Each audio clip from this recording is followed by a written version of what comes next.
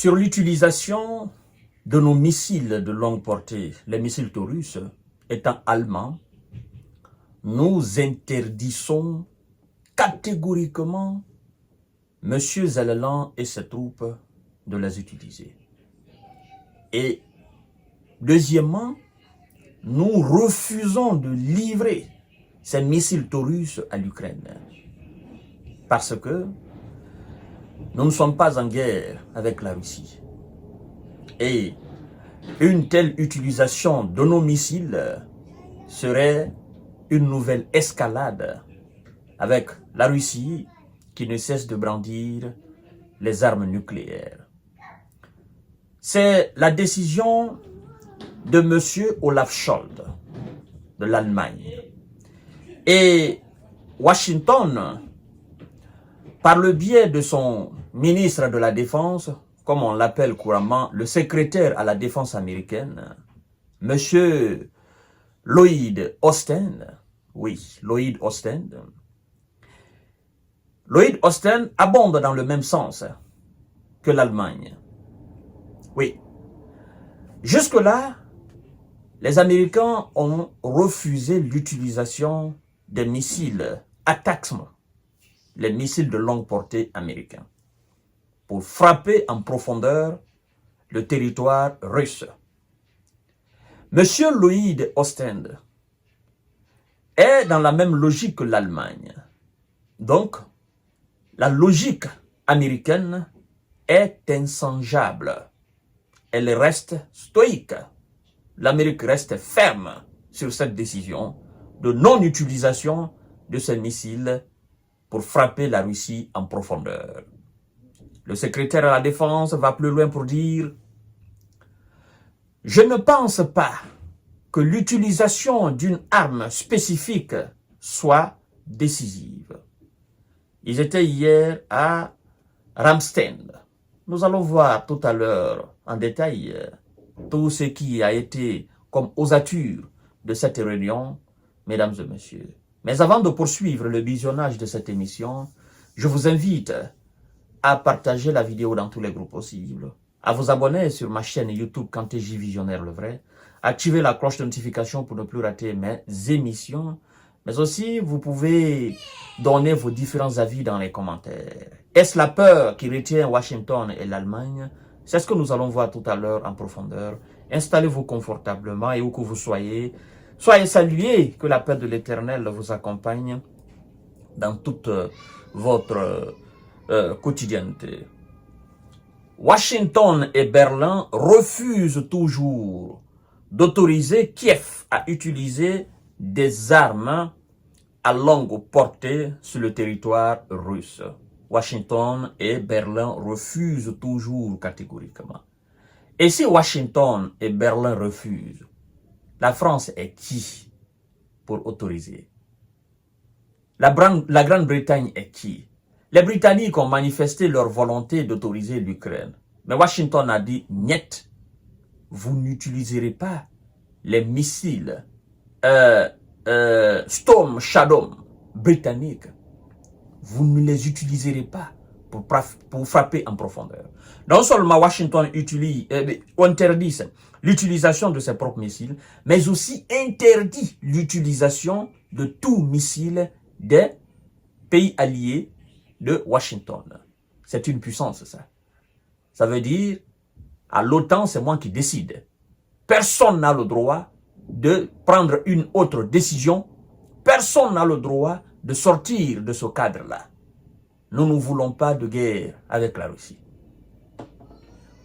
Quand je vous dis souvent que c'est Washington qui décide à l'OTAN, il y en a qui pensent que c'est de la blague.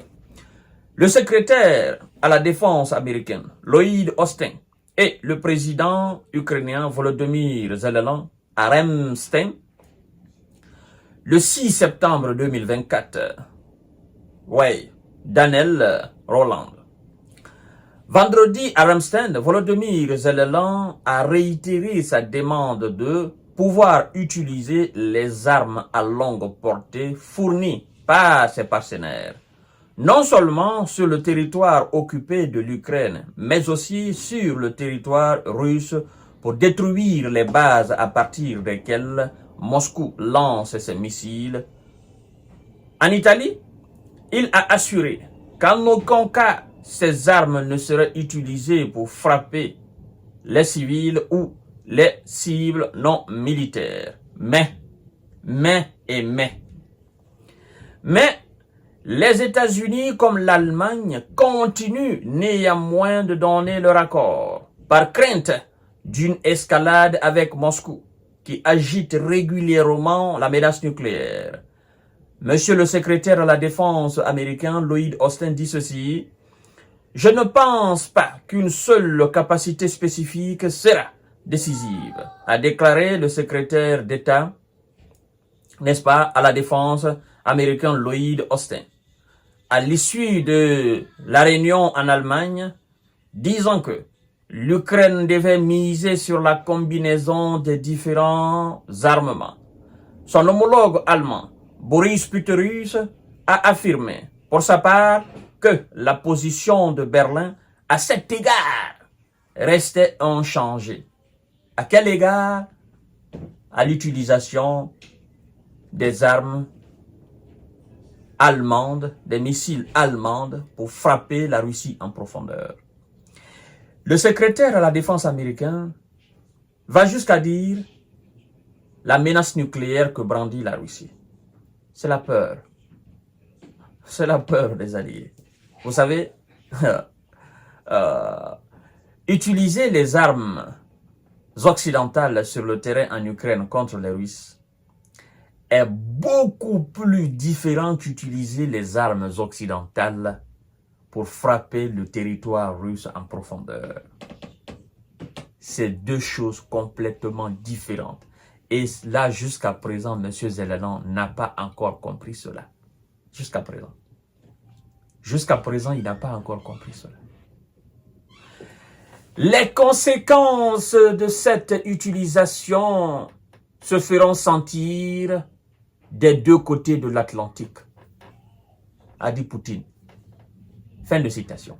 Les conséquences d'utilisation d'armes occidentales pour frapper le territoire russe en profondeur se feront sentir des deux côtés de l'Atlantique. Fin de citation. Et Washington a très bien compris le sens de ce message-là.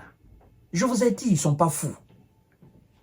Quand j'écoute hier un fou, un soi-disant sénateur de l'Arizona, McKinney, qui estime que son pays devrait autoriser l'Ukraine à utiliser les armes américaines pour frapper la Russie en profondeur.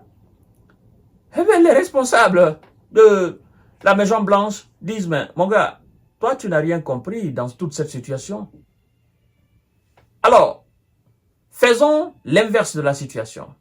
À supposer que nous faisions face au Mexique, soutenu par la Chine et la Russie, et que des responsables russes ou chinois venaient à dire que le Mexique devrait utiliser les armes chinoises ou russes pour frapper les États-Unis en profondeur. Que direz-vous, monsieur le sénateur de l'Arizona? Que diriez-vous? Alors, c'est la même chose.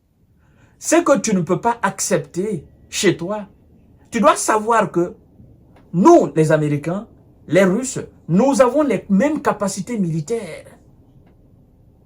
La Russie a d'ailleurs plus d'armes nucléaires que nous. Et donc, une telle autorisation fera quoi? Ça va déclencher complètement la troisième guerre mondiale. Il faut réfléchir avant de parler.